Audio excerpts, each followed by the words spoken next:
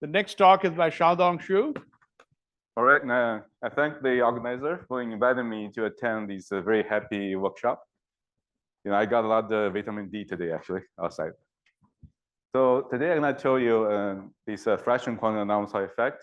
And you already heard the fraction quantum Hall effect from Philip, and you heard Feng Chen talk about these fractional translators. So what I'm going to tell you is this effect is belong to these fraction quantum Hall families. Right? The difference is that we don't need applied magnetic field, so there's no lambda levels.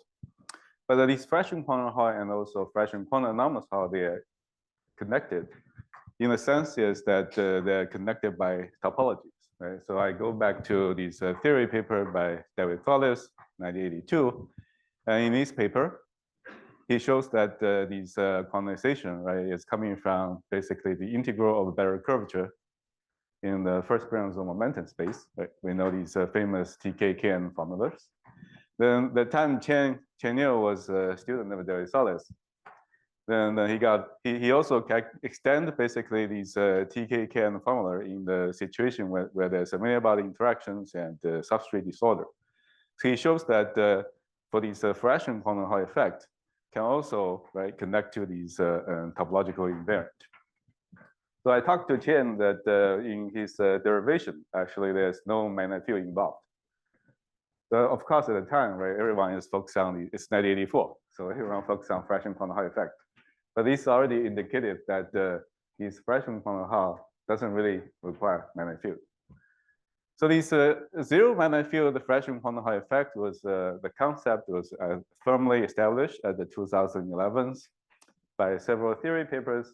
From sitting in the audience, but both is either in models or in numerical calculations to calculate the many body chain numbers. But the key idea provided by all these papers is that if you want to realize this effect, you need a flat chain band, right? As Feng Chen talked to you.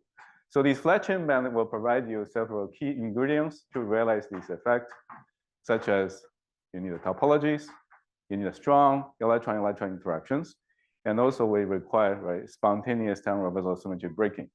So that just means ferromagnetisms. So the field has been looking for this effect by creating materials. Turns out to be challenging. And the hope is coming from these more superlight flat band. But we all know these famous work from Allan and from Rafi, shows that in this match angle twisted bilayer graphene, you can create a flat band. And a few years later, Pablo's group at MIT really discovered these unconventional supernativities in these match angle twisted graphene. So pointing to one way, to realize these flat band using 2D materials.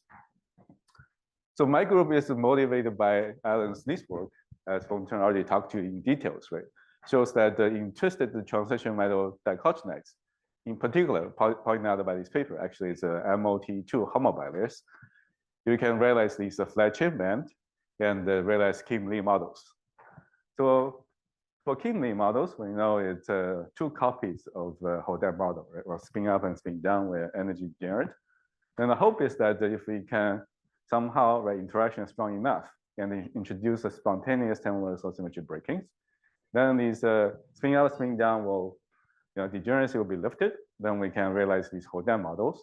And if we're really lucky, then at the fraction feelings, there's a chance to realize this fraction quantum anomalous effect. So it turns out that we're really lucky. So last year, we realized this fraction quantum anomalous effect in these twisted MOT2 bilayers. So initially, we observed these quantum Hall effect at the zero magnetic field, basically with chain number -1. And then we also see two fractional chains of the state at a filling factor of -2/3 and -3/5. And this all done last year, and 1 year passed. So the community, also including us, we observed a few more states, as I highlight here by these red fonts. So in my talk, I'm gonna first quickly overview the first three works we did. The first one is to show there's a spontaneous ferromagnetism in the systems. The second is how we use the optical technique to show the signature of these fractional translator. And lastly, the transport measurements.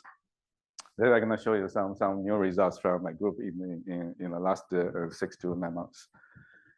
So the effect I talked to you is very robust. Right now, there's many groups in the community has observed this effect. And in addition to MOT2 homobilayer, there's a second emerging system for this fraction polynomial side effect, as you know, is a pentalayer graphene, right, realized in the MIT group. So now we have these two systems, right? One is twisted MOT2, the other is pentalayer graphene to study this effect. So Fengchen already talked to you the details of these twisted homobilayer. So I'm going to just give you a very quick overview, right? Once we have these homobilayer with a slight twist angle in the A stacking, we have these Morin sublattice, and within one Morin cells, we have two energy degenerate points. One is MX, means metal on top of collagen, and the other is collagen on top of metals. So both represent the layer pseudo spin. One is pointing up, the other is pointing down. So these two layer pseudo spins actually can form these honeycomb lattice. Okay, so that's the basics of our studies. Recently, this layer pseudo spin structure has been observed by STM measurements, including the work from Ken Shi's group at the UT Austin. So for us, the first task is to look for these spontaneous ferromagnetism. So on the bottom right, I show you the schematic of the sample. We have a twisted homobilayer MOT2. For this particular sample, it's around 3.7 degrees. Then we have a dual gated structure. So we can control the doping and also vertical electric field through the samples. So we define a filling number mu here, which is the number of carriers per Morin cells. To measure the ferromagnetism, we use these magnetic circular dichroism measurements. So you can think of it as it's optical absorption difference between left and the right circular polarized light. And it's a measurement of Hall conductivity at the optical frequency. So on the left, what I show you is these MCD measurements. It's an intensity plot, but at the zero magnetic field. So the vertical axis is electric field across the sample, and the horizontal is the filling number nu, right? As I show you, number of carriers per more unit cells. So you can see that there's a phase space with MCD signal actually is finite, right? So this phase space basically highlights this spontaneous ferromagnetism. Because MOT2 itself is it's a semiconductor, right? It doesn't have a ferromagnetism. So the ferromagnetism I show you here is all coming from interactions. So the other interesting thing is that you can see these ferromagnetism actually can be controlled by this doping, also electric field. So it's actually quite interesting, right? Electrically tunable ferromagnets. So I can give another whole talk about what's interesting about this. But what I want to point out to you is that you can see in this phase space, right? There's already a feature, right? Stands out at the expression filling -230. So tell you something going on there. Just to confirm, we do have ferromagnetism. We also measure these signal as function magnetic field by sweeping forward and backward. Then we can clearly see the hysteresis. This just demonstrates we do have a ferromagnetism. So in order to measure the topology of the systems, right? There's two ways to do it. One is just do transport. The other is do Venn diagrams, and then you can use the strata formula to analyze it. So the time when we have this data, we don't have an ability to do transport. So we did the optical measurements. So let me just briefly introduce you the technique we call trion sensing. So if you shine light to a semiconductor, you can create a electron hole pairs. These are just excitons, right? They bond together through pull interactions. And if we can dope the system, then these excitons can capture another carriers from a three-particle system, which is a trions. Okay, and we can easily tell them apart just by measure the luminescence spectra. So here the example is from a monolayer MOT2. We measure photoluminescence, and the top curve is from charged neutral exciton, and the bottom is from charged exciton trions. So you can see the intensities and also the energies are quite different, so we can tell them apart. Then what I show you here is that the trion photoluminescence intensity plot, right, for the twisted bilayer MOT2, right, 3.7 degree twisted, and the vertical now is a filling number, and the horizontal is the energies. You will see that in this plot, right, there's a few interesting features, right? Now, at the fraction filling -3/5, fraction filling -2/3, and also at the integer filling -1. The trion luminescent intensity actually is quenched. The quenching this luminescence actually coming from this incompressible nature of the state. So right hand, I just sort of give you a schematic what's happening. Right? Whenever there's an incompressible state, means the Fermi surface got gapped out, then the number of free carriers is reduced. We know that for trion, right? To form a trion, we need the free carriers. When the population of a free carrier is reduced, then the population of a trion is also reduced. Therefore, there are consequences that the suppression of luminescence. So we can use this the suppression of luminescence intensity, right, as a readout of these incompressible states. So next, we can just do a spectral integration of the spectra I show you here, right? We get rid of these x-axis, then we plot out these intensity as function of the filling numbers, okay? Now you can clearly see these quenching, right, at these interesting filling factor -1, -2/3, -3/5. You may see some other wiggles, this is just noise. We can tell them just by measure the same data as function magnetic field. So once we do that, right, the noise will just gets away. So what you see is that the three main features at the filling factor -1, -2/3, and -3/5 here. Okay, the vertical axis is just magnetic field, horizontal is filling number. So you can see that the three features, right, has a slopes. These correspond to the changeless states I talked to. And the bottom, what we did is we track the carrier densities correspond to these the minimum of these features. The line I show you here is the expected dispersion from all these states from strata formulas. So from this comparison, we basically infer the state the filling factor -1 is a quantum anomalous state, and the filling factor -2/3 and -3/5 are two fractional changeless states. Okay.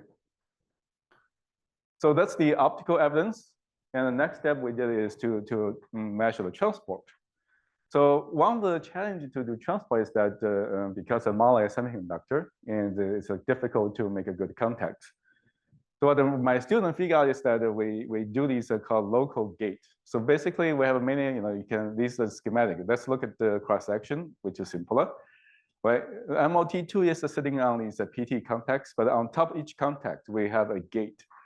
So we basically gate these the contact areas. We reduce the Schottky barrier so we can achieve reasonable contacts between 20 to 60 kiloohms, depends on the device. And on the bottom right is the atomic force microscopy image of the sample. You can see it's quite clean. So with this sample, I'm going to show you the main results. These transport measurements at the 100 millikelvins. Right, the left is the measurement of this longitudinal resistance, RXX. Vertical axis, electric field, and horizontal is the doping. And again, on right hand side is corresponding Hall resistance, which is RXY. So there's a lot going on in these two plots. Let me highlight the main features, right? Let's look at the RXX. The deep blue color means vanishing RXX. So you can see that the filling factor -1, we have a vanishing RXX. Correspondingly, right, we have a large RXY. If I track the number, is exactly right h of e squared, so it's quantized. So this is my quantum anomalous Hall state. Then there's another suppress of RXX at the filling factor -2/3 with enhanced RXY, which is actually 3/2 of h e squares. So that's the fractional changes of the state. And between these two, right, there's a suppression RXX, but also with suppression RXY. And here the RXY is only out of a couple kiloohm. So this is the anomalous Hall metal phase. And another interesting feature is nearest -1/2 filling RXX is suppressed but finite and with very large RXY. And exactly at the -1/2, RXY is 2h of e squares. So this is a putative composite from a liquid state. And with these phase diagrams, right, we basically shows that we do have these fractional quantum anomalous effect. But there are some challenges, right? Is that if you look at this data, the color of this 2/3 filling is not as blue as the one you see at -1. Means there's actually quite still substantial RXX in the data. The number exactly here is about the 10 kiloohms, so it's not small. We measure many different samples. The number can vary, but there's always a challenge. And it turns out that it's not unique to twist MOT2. If you talk to Longzhi in this graphene system, they also see substantial RXX in these fractional fillings. So that was a challenge. And then what I tell you is that in addition, right, to this one, so before I show you we address this challenge, I want to tell you that the advantage of the system is actually it's robust against the twist angles. So we know that for some material system, right, such as the measure angle graphene on HBNs, the quantum anomalous Hall is rely on precise alignment of these graphene to the HBN. But for the MOT2 system, the state is really robust at a different trace angle. So for example, right now we have seen these quantized anomalous Hall effect from trace angle about 2 degree-ish all the way to about 4.2 degree-ish. So here I show you 4 different devices from 3.5 to 4.2 degrees. The bottom is the RxY measurement at function magnetic field, and the top is RxX. So you can see they're more or less the same, right? Shows these quantum anomalous Hall effect. So as I mentioned to you, the challenge, right, number 1, right, we have a very large longitudinal resistance, RxX. The second is actually there's a missing 1/3 of fraction quantum anomalous Hall state in our initial measurements. There's also different from these fraction quantum systems. The last one is there's interesting, I think, a physics beyond the first chain band. So in the rest of my talk, I'm gonna address the first 2, and the last one actually is discussing our papers. You can take a look if you're interested. So if we just go back, look at the fraction quantum Hall effect in gallium arsenide, right? Here's the paper, the landmark paper, the first observations for these 1/3 of fraction quantum anomalous for fraction quantum Hall state. If you look at the data, actually the 1/3, the RxY is pretty much quantized. But if you look at RxX, it's also not quantized. Sorry, it's not a vanishing. It's not small, actually. It's about 6 to 7 kiloohms. So I talked to a few people, including Allan. I said, "What's going on, right? There's a lot of the theory going on to explain why it's large, but maybe it has something to do with material quality, right? The mobility is 100,000 centimeters squared per board per second, and with the state-of-the-art samples here, I just took the from the Princeton group.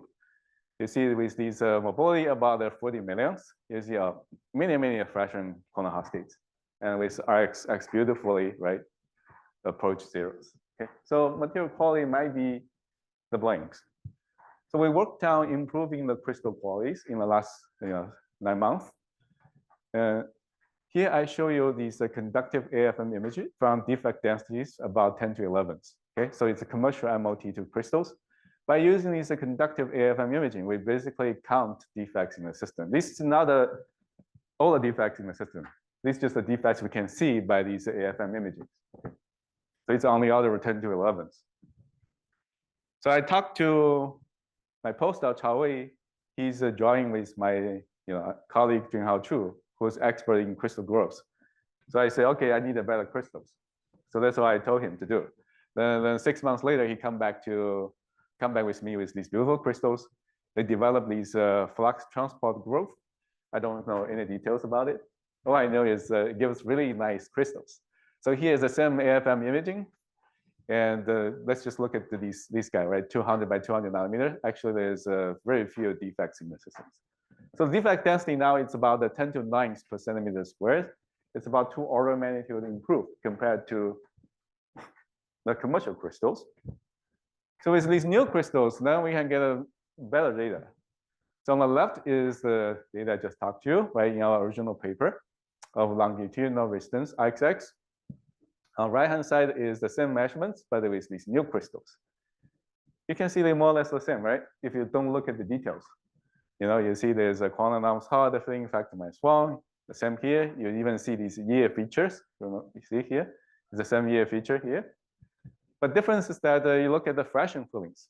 In the old data, we only have these -2 state, and the width of the state in terms of density is quite large.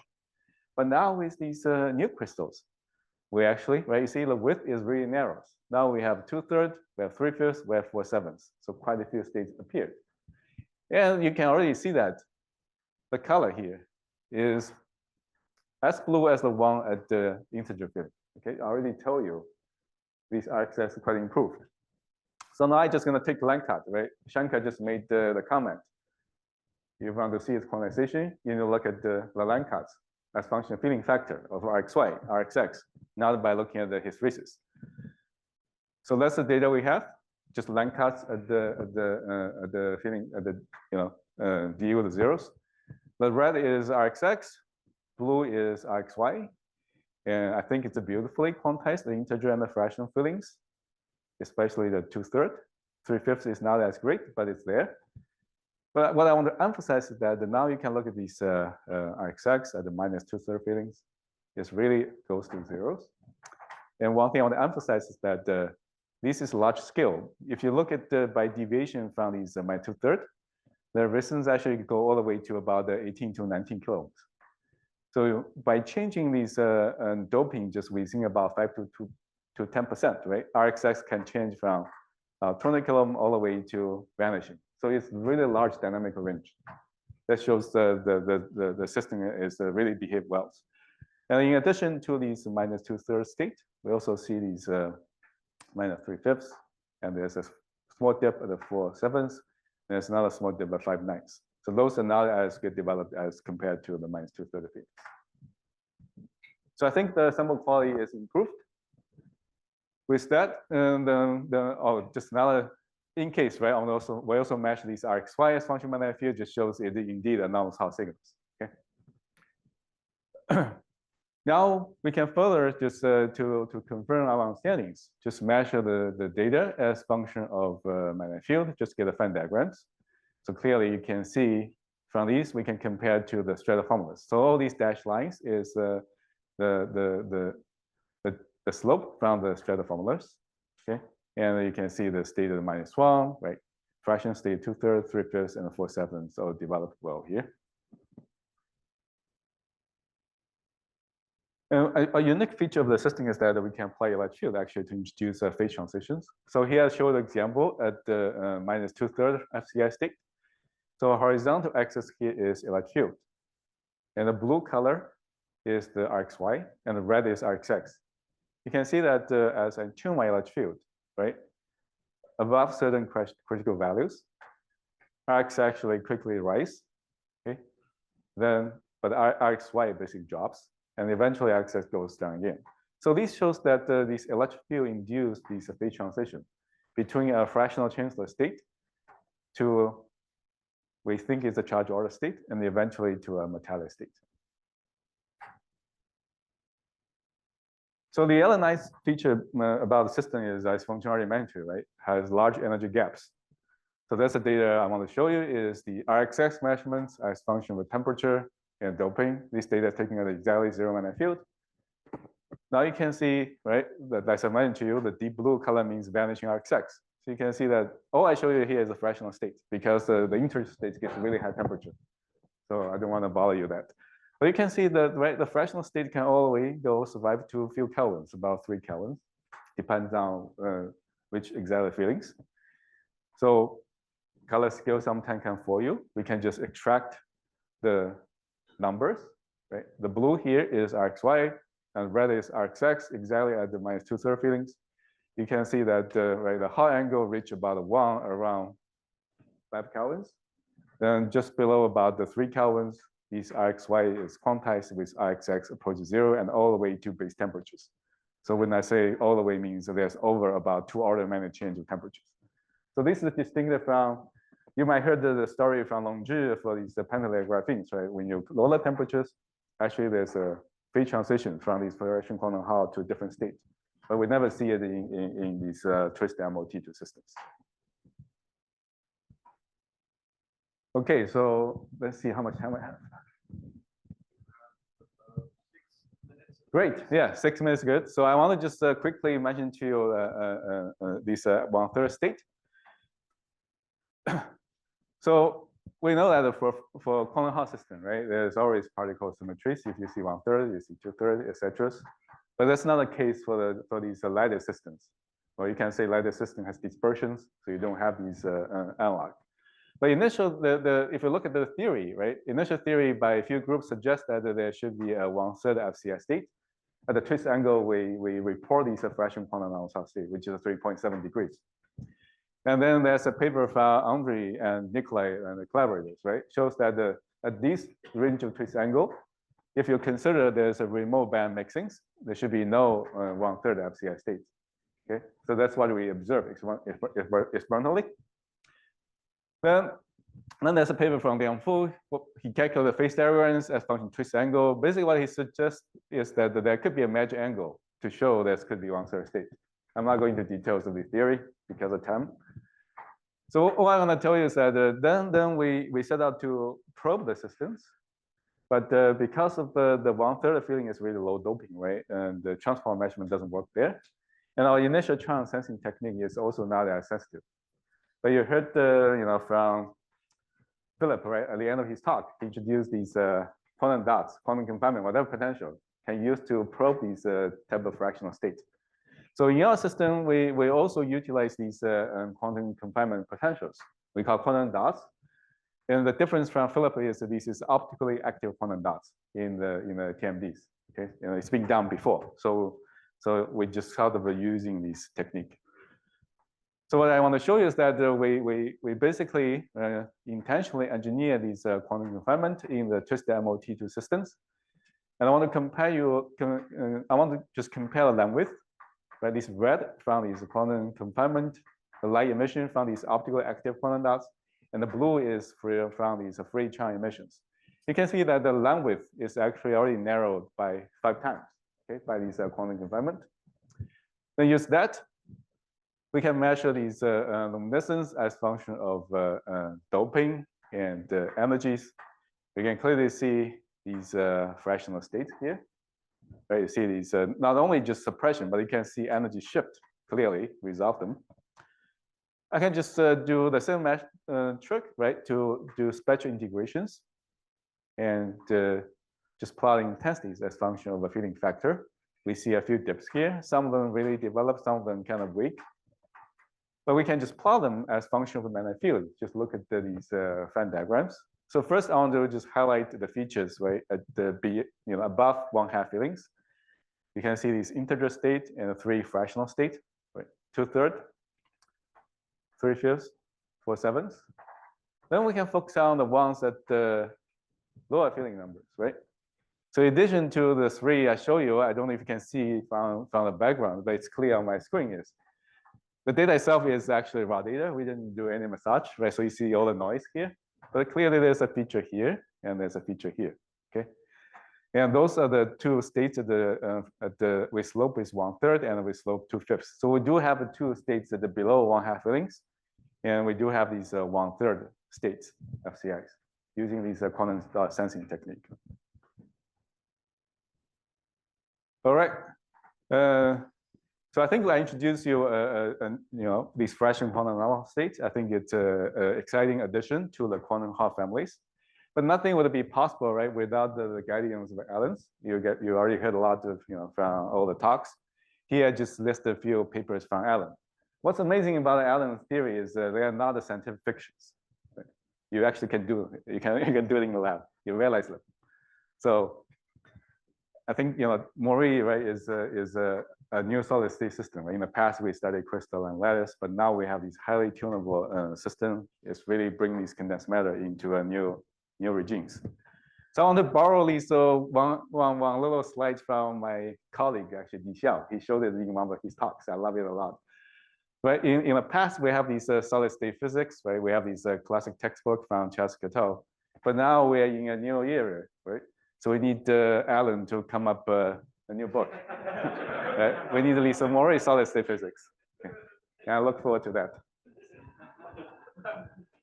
And at the end, I will thank all my collaborators. I'm not going to bore you to read them. Just leave it here for you to read. Yeah, thank you.